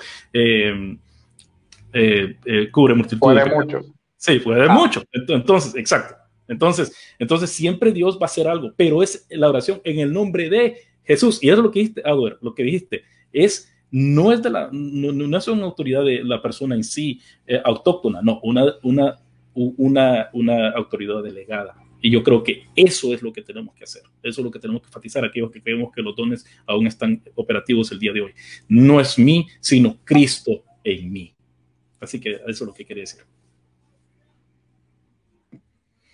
Vale, Luis, gracias por esa conclusión pastoral. Y de paso, les voy diciendo a todos, como nos hemos tomado unos minutos de más, Luis, tú continúas en 1 o 2 minutos, vamos a hacerlo así, conclusión y recomendación del libro de una manera muy corta, un libro que nos quiera recomendar. Resulta, no sé, vi este live en Facebook y me llamó la atención el continuismo, quiero saber de eso, aparte de mi Biblia, porque quizás alguien me responda así, aparte de mi Biblia, quiero un libro que me ayude a conocer su posición en 1 o 2 minutos para concluir. Ahorita una sola vez. Bueno, yo desgraciadamente, yo solo leo en inglés casi. Hay un libro por Artie Kendall que se llama Fuego Santo, ¿verdad que sí, Kenson? Parece que es el que Fuego Santo. Es un libro bien accesible. Es un libro que al principio le empieza a tirar a los sesionistas, ¿no? Eso me llamó la atención porque yo creía que iba a ser más conciliatorio. Con el que dice, él cuenta de que tú crees en la Biblia, sí, pero no crees que 1 Corintios 12, 14 aún está vigente, no, entonces no crees, no eres solo escritura. Así como lo que dijo Oder es bien interesante porque sí, se cae en el caso de la sola escritura, que si creemos en una profecía que nos da, y ese dicho, como dicen los memes, si la profecía va conforme a la Biblia, entonces ¿para qué la vamos a oír? ¿Verdad? Sí, pero la Biblia nos dice que nos santifiquemos, pero si la profecía dice, yo veo que estás caminando mal y que tenés esto, y lo dice más específicamente, yo creo que se tiene que tomar en cuenta. Pero un libro que yo, desgraciadamente no existe, y ha sido la respuesta a Warfield, es sobre la cesación de la carismata. Este libro es por John Ruthven. Este libro es la respuesta definitiva para mí del ¿cómo se llama? De Warfield. Y es más grueso que el de Warfield. Y el propio Ruthven y otros dicen de que por qué no lo citan, porque este libro de plano demuela Warfield. Ese es otros libros. Yo tengo toda una sección de este tema, así quizás de ancho en mi biblioteca, pero está ahí en el garage. Pero también hay un libro de, ¿cómo se llama? De Gary Shogren, que él aporta, pero es en inglés una vez más, pero Gary Shogren ha traducido el artículo que él escribió acerca de que cómo los dones llegaron hasta el 3er siglo, que estaban operativos hasta el 3er siglo. Y si usted, una vez más, disculpa Manuel que lo diga, pero una vez más está en luisjovel.com, si usted pone Gary Shogren, dones espirituales, le va a salir, es un PDF que Gary Shogren lo hizo disponible. Ese libro es gruesísimo, donde le responden a que se llama no estamos, es la respuesta a John MacArthur, Fuego Extraño, no tenemos miedo al fuego, se llama el libro en la traducción, We're not afraid of the fire, we're not afraid of fire. Entonces, si ustedes van a eso, esos serían 2 puntos, pero este libro sería, y hay un libro en español, si no me recuerdo, los libros, son los dones el día de hoy, 4 puntos de vista. Yo creo que esto está en español también, así que está editado por Stanley Gundry y Wayne Grudem. Yo creo que este sería un libro para como lo que estamos haciendo en este momento, un libro que pueda darnos más a nosotros un entendimiento de cada quien, no solamente condenarnos, mandarnos al infierno, decir que no creemos en la Biblia o decir que no creemos en el Espíritu Santo, porque todos creemos en el Espíritu Santo. Desgraciadamente, es como la iglesia, el gran cisma del 1054, que el catolicismo romano o la iglesia occidental cree de que el Espíritu que el Espíritu viene del Padre y el Hijo, mientras que el Oriente cree que solamente viene del Padre, y eso fue lo que nos desunió a todos. Vale, Luis, muchas gracias. Bueno, Kenson, concluyes y por favor inmediatamente también nos recomiendas un libro que pueda hablar un poco acerca de esta posición moderada, y tienes 7 minutos para todo eso. Muy bien. Bueno, ¿cómo concluir? Creo que concluiría con unas palabras de Galileo Galilei, aunque no tiene nada que ver. Pero Galileo Galilei dijo, sin embargo, se mueve. Es por si move. Es decir, la realidad espiritual pareciera que la alcanzamos, pero a la vez no. Sin embargo, está ahí. Es algo latente en los evangelios, en las escrituras de Pablo y toda la escritura. De modo que a todos los hermanos que nos están viendo, creemos en el Espíritu Santo, creemos en el obrar divino de Dios en la vida del creyente, en la vida del inconverso, en la iglesia y aún en la época que vendrá. Creo que estos temas son muy saludables para el bienestar de la iglesia, particularmente aquí en las redes sociales, donde necesitamos que hayan voces no solo de condenación, de memes, de burlas, de señalamientos injustos, sino también voces que digan, la Biblia dice, la Escritura nos enseña, y que podamos juntos, como pueblo de Dios, adentrarnos en las verdades que nos ha revelado el Señor. Entonces, concluyo así. El Espíritu Santo está en nosotros, con nosotros y sobre nosotros. Y la palabra de Dios nos dirige cada día por medio del Espíritu. Palabra y Espíritu son cosas que el creyente nunca debe apartar de sí. Bien, esa es mi breve conclusión. Ha sido un tiempo bastante enriquecedor. Y justamente yo también iba a recomendar el libro que el hermano Jovel ha recomendado, el de Wayne Grudem.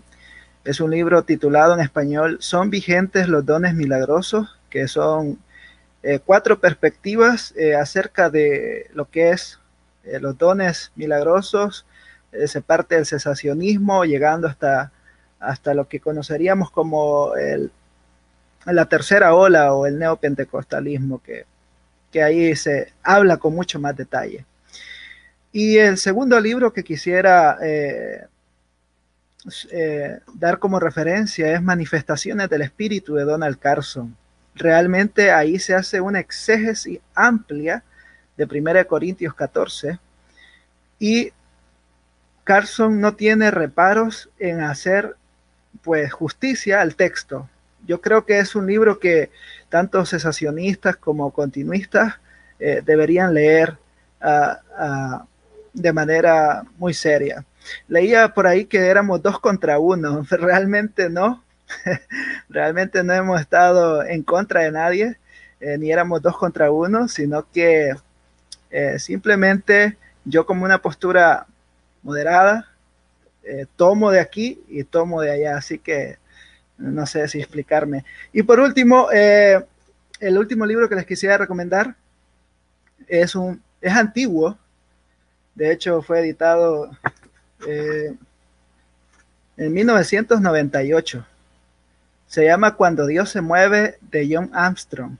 Este pastor es un pastor bautista y él relata que de pronto tuvo una experiencia carismática, no de esas que vemos ahí, que todas extrañas en las redes sociales, sino algo que él describe muy interesante, cómo el avivamiento espiritual se dio en su iglesia, de jornadas de oración, de jornadas de bautismos, porque había una convicción de pecado, y quizás en otra oportunidad podamos hablar acerca de lo que es avivamiento, pero es un libro muy interesante que nos despeja, nos quita muchos paradigmas que tenemos por esa cara un tanto mal representada por parte del pentecostalismo que necesita, y por eso qué bueno que hay estas páginas serias, necesita ser lavada, no necesita ser, y así como el cesacionismo también necesita presentarse como lo que es,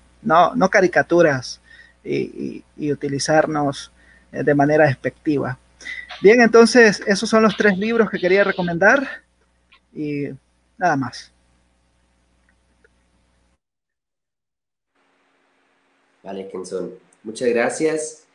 Eh, ¿cómo lo digo?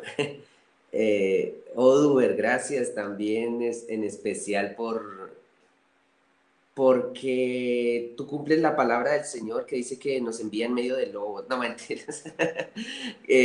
La página pues es continuista, somos pentecostales, la mayoría, los editores, y tú muy generosamente accediste y de verdad agradezco mucho esto que dice mucho de ti, dice mucho de lo que eres, de lo que representas, y gracias, gracias, te agradezco.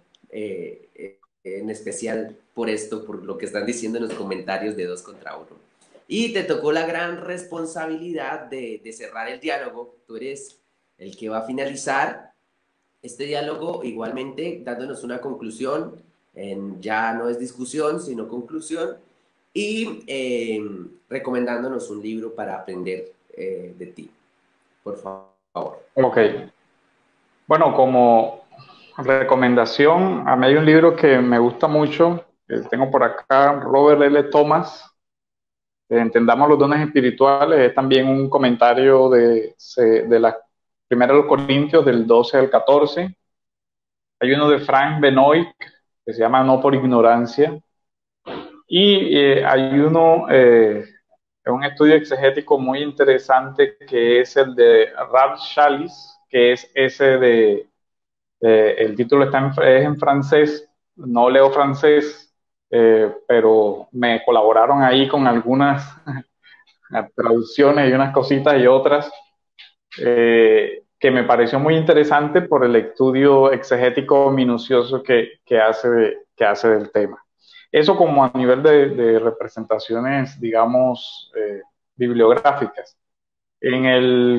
Los comentarios del Facebook subí el enlace del blog donde, pues, del escrito que hice para preparar, para que los hermanos tengan la oportunidad de leerlo con más calma, porque vi que algunos están diciendo que por qué van como tan rápido. Y es verdad, uno va como metralleta para tratar de abarcar lo que mayor puede.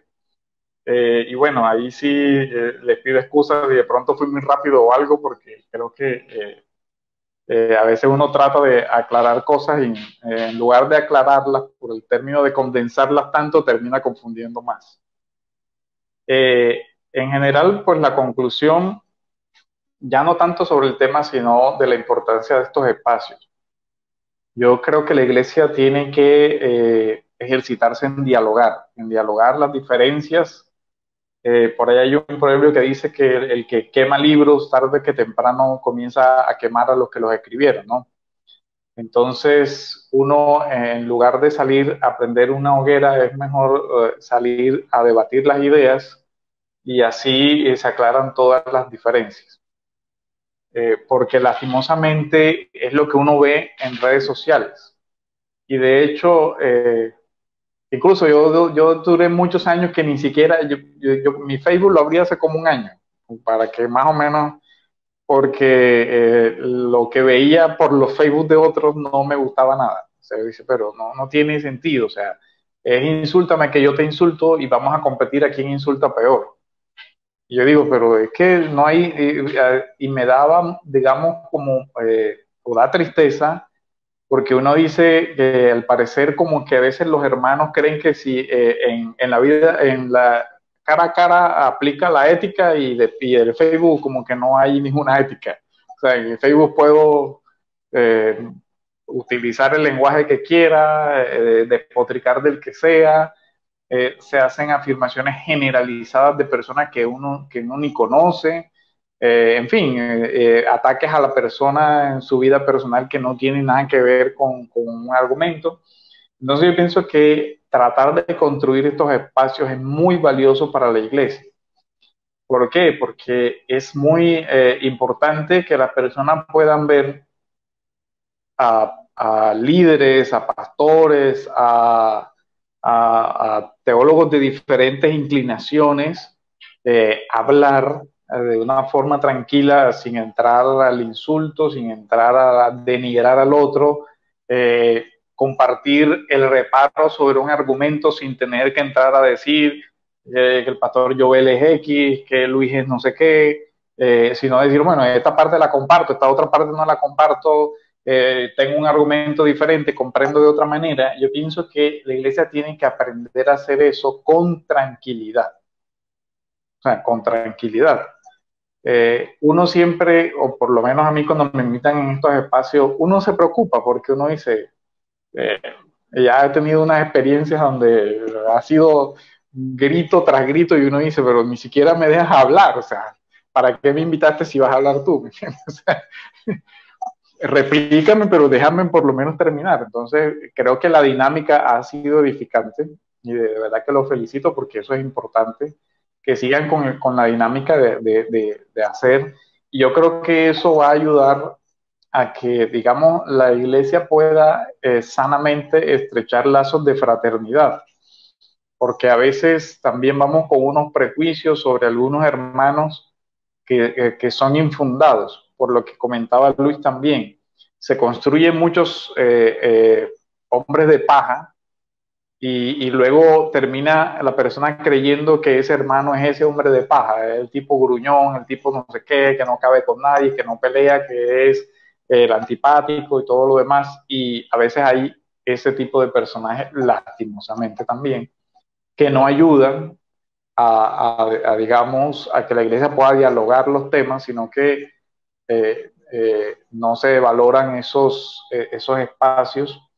Pero yo pienso que de verdad que son muy productivos, que la persona pueda escuchar una cosa diferente, que pueda escuchar el argumento de quien lo cree, porque también hay una cosa y es que por lo general tenemos, y es una recomendación para todos, es no leer solamente lo que yo ya comparto, porque eso también es,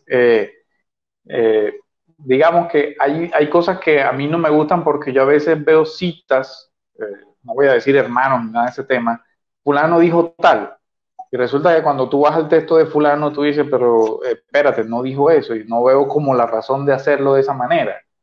Eh, y yo creo que si uno va a estudiar el tema o va a asumir una posición, debió ser después de que leyó su posición, pero que también leyó no de tercera ni de segunda fuente la posición de los otros. Yo voy a hablar con un católico romano, yo tengo que tener el respeto de leer su catecismo y decirle, pero tu catecismo dice esto, no lo estoy diciendo yo, no es lo que yo estoy diciendo que tú dices, es lo que tú dices de verdad. Y creo que eso pasa mucho. No, pero tú dijiste tal cosa. Yo, ¿cuándo? No es lo que yo creo. Pues, no, pero es que hay un meme que dice tal cosa. Yo, no le creas al meme, porque no es cierto. Entonces, pienso que la iglesia, sobre todo en estos medios virtuales, está lastimosamente a veces dando un mal testimonio por la forma como nos referimos o denigramos más bien a hermanos.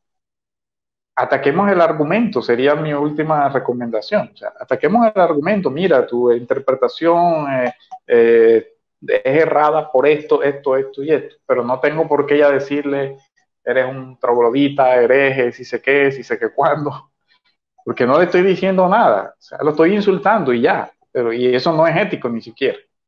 Entonces, esa sería como mi reflexión sobre el tema.